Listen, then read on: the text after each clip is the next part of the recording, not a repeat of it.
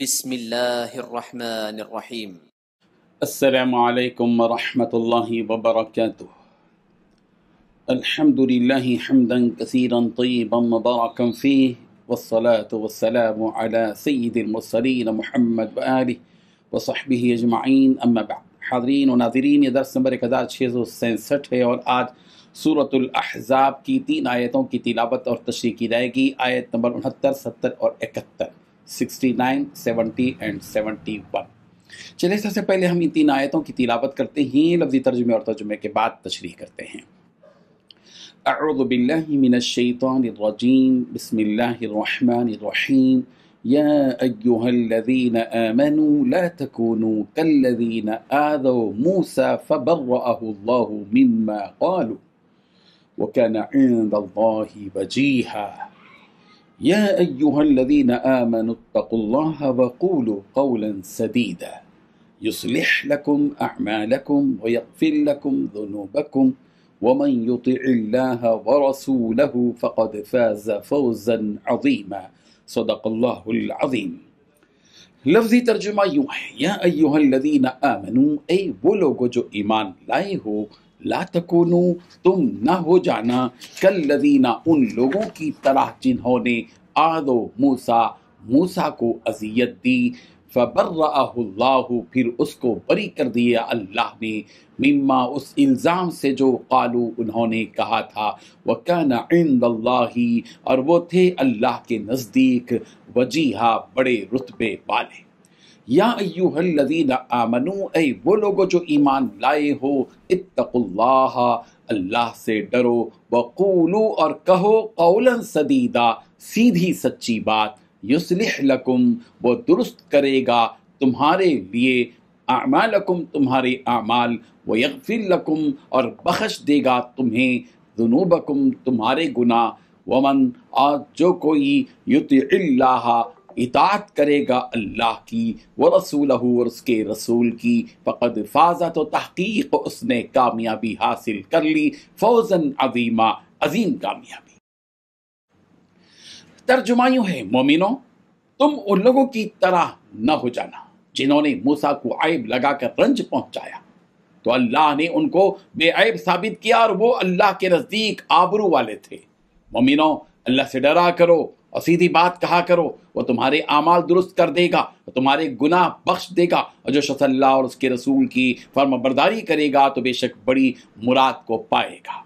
ان 3 آیتوں میں 8 باتیں بتلائی گئی ہیں۔ پہلی بات، اے ایمان والو، ان لوگوں کی طرح نہ بن جاؤ جنہوں نے موسیٰ کو ستایا تھا۔ دوسری بات، پھر اللہ نے انہیں ان باتوں سے بری کر دیا جو ان لوگوں نے بنائی تھی۔ تیسری بات، وہ اللہ کے نزدیک بڑے رتبے والے تھے۔ چوتھی بات، اے ایمان والو، اللہ سے ڈرو۔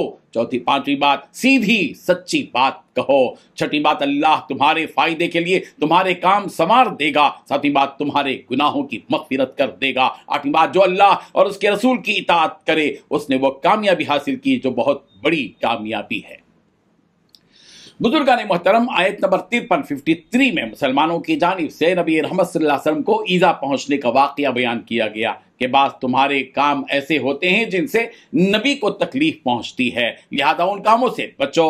اور آیت نمبر 57، 57 میں اللہ اور اس کے رسول کو تکلیف پہنچانے پر کیا سزا ہے اس کی وضاحت کی گئی۔ اس آیت میں حضرت موسیٰ علیہ السلام کی قوم کی مثال دے کر نبی رحمت صلی اللہ علیہ وسلم کو ایذا پہنچانے سے روکا جا رہا ہے۔ چنانچہ اللہ تبارک و تعالیٰ نے ایمان والوں سے خطاب کرتے ہوئے فرمایا، یا ایہا الذین آمنوا، اے ایمان والو، جس طرح موسیٰ علیہ السلام کی قوم یعنی یہودیوں نے حضرت موسیٰ علیہ السلام پر تہمتیں باندھ کر انہیں دلی تکلیف پہنچائی، تم لوگ اس طرح اپنے نبی کے ساتھ نہ کرنا۔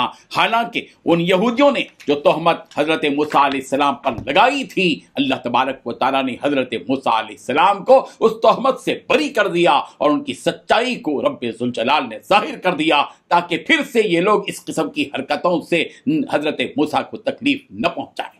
حضرت موسیٰ علیہ السلام کا مقام تو اللہ کے نزدیک بہت اونچا ہے۔ اب وہ کون سی باتیں ہیں جو یہود کہتے تھے؟ جن سے حضرت موسیٰ علیہ السلام کو تکلیف ہوئی۔ اس سلسلے میں حضرت ابو ہریرہ رضی اللہ عنہ کی روایت ہے کہ رسول اللہ صلی اللہ علیہ وسلم نے ارشاد فرمایا کہ حضرت موسیٰ علیہ السلام بڑے ہی شرم والے اور بدن ڈھانپنے والے تھے۔ ان کی حیا کی وجہ سے ان کے بدن کا کوئی حصہ بھی نہیں دیکھا جا سکتا تھا۔ بنی اسرائیل کے جو لوگ انہیں اذیت پہنچانے کے در پہ تھے وہ کیسے خاموش ہو سکتے تھے؟ ان لوگوں نے کہنا شروع کیا کہ اس درجہ بدن چھپانے کا اہتمام صرف اس لیے ہے کہ موسیٰ کے جسم میں کوئی عیب ہے یا کوڑ ہے یا کوئی اور چیز ہے جس کی وجہ یا کوئی بیماری ان کے پاس ہے۔ ادھر اللہ تبارک و تعالیٰ کو یہ منظور ہوا کہ حضرت موسیٰ علیہ السلام پر لگائے ہوئے اس الزام کو غلط قرار دیا جائے اور یہ بات ثابت کر دی جائے کہ جو عیب حضرت موسیٰ علیہ السلام کی طرف منسوب کیا گیا ہے وہ اس عیب سے بالکل بری ہے۔ ایک دن ہوا یہ کہ حضرت موسیٰ علیہ السلام اکیلے غسل کرنے کے لیے آئے اور انہوں نے ایک پتھر پر اپنے کپڑے اتار کر رکھ دیے، پھر غسل کرنا شروع کیا۔ جب فارغ ہوئے تو کپڑے اٹھانے کے لیے بڑھے لیکن پتھر ان کے کپڑوں سمیت بھاگنے لگا۔ حضرت موسیٰ علیہ السلام نے اپنا عصا اٹھایا اور پتھر کے پیچھے دوڑے، یہ کہتے ہوئے کہ اے پتھر میرے کپڑے دے دے۔ آخر بنی اسرائیل کی جماعت تک پہنچ گئے اور ان سب نے حضرت موسیٰ علیہ السلام کو اللہ کی مخلوق میں سب سے بہتر حالت میں پایا اور اس طرح اللہ تبارک و تعالیٰ نے ان کے تہمت سے ان کی برات کر دی۔ اب پتھر بھی رک گیا اور آپ نے کپڑا اٹھا کر پہن لیا، پتھر کو اپنے عصا سے مارنے لگے۔ اللہ کی قسم اس پتھر پر حضرت موسیٰ علیہ السلام کے مارنے کی وجہ سے 3 یا 4 جگہ نشان پڑ گئے تھے۔ حضرت موسیٰ اللہ تبارک و تعالیٰ نے اس فرمان کے ذریعے کہ یا ایھا الذین آمنوا لا تکونوا کالذین آذوا موسیٰ فبرأہ اللہ مما قالوا وکان عند اللہ وجیہا، تم ان لوگوں کی طرح نہ ہو جانا جنہوں نے حضرت موسیٰ علیہ السلام کو اذیت دی تھی، پھر ان کی تہمت سے اللہ نے ان کو بری قرار دیا اور وہ اللہ کی بارگاہ میں بڑی شان والے اور عزت والے تھے۔ اس آیت میں اسی واقعے کی طرف اشارہ کیا گیا ہے۔ اور ایک روایت حضرت علی رضی اللہ عنہ سے منقول ہے کہ ایک مرتبہ حضرت موسیٰ علیہ السلام حضرت ہارون علیہ السلام ایک پہاڑ پر گئے، وہاں پر حضرت ہارون علیہ السلام کو موت آ گئی۔ جب یہ خبر بنو اسرائیل کو پہنچی تو انہوں نے اس کا الزام حضرت موسیٰ علیہ السلام پر ڈالا کہ آپ ہی نے حضرت ہارون کو مار ڈالا ہے، اس لیے کہ ہم انہیں آپ سے زیادہ چاہتے تھے۔ اس بات سے حضرت موسیٰ علیہ السلام کو بڑی تکلیف ہوئی۔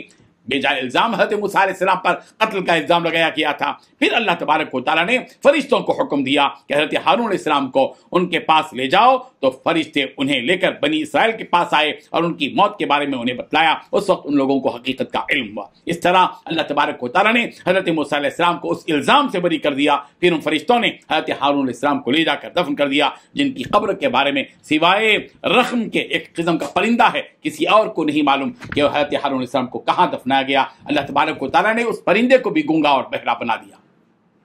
اللہ تعالیٰ مومنوں کو نصیحت فرما رہے ہیں کہ ان جھوٹی باتوں کو چھوڑ کر درست اور سچ کہنے کی عادت اپنے اندر ڈالو۔ اگر تم ان باتوں پر عمل کرو گے اللہ تعالیٰ تمہیں نیک اعمال کی توفیق دے گا، پھر ان نیک اعمال کی وجہ سے تمہارے گناہوں کو پروردگار معاف کر دے گا۔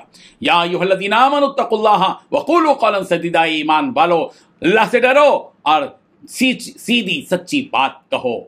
حضرت عائشہ صدیقہ رضی اللہ عنہا نے بیان فرمایا کہ نبی رحمت صلی اللہ علیہ وسلم جب بھی ممبر پر ٹھہرتے میں نے انہیں یہ آیت ضرور پڑھتے ہوئے سنا۔ انسان کی کامیابی گناہوں سے بچنے اور مغفرت پا کر جنت میں جانے میں ہے، اور یہ اسی وقت ہو سکتا ہے جب ہم اللہ اور اس کے رسول کی اطاعت کریں، ان کا کہنا مانیں اور انہیں ایذا پہنچانے سے بچیں۔ یقیناً گناہوں سے بچ کر جنت کے راستے پر چلنا ہی بڑی کامیابی ہے۔ اللہ تبارک و تعالیٰ ان آیات پر ہم سب کو عمل کرنے کی توفیق عطا فرمائے، آمین۔ وآخر دعوانا ان الحمد للہ رب العالمین۔